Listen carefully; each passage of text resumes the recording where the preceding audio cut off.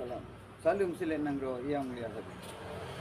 Hari ini kita akan belajar latihan-latihan ringan ya. Nah, seperti gerakan tanda dasar pernapasan ya.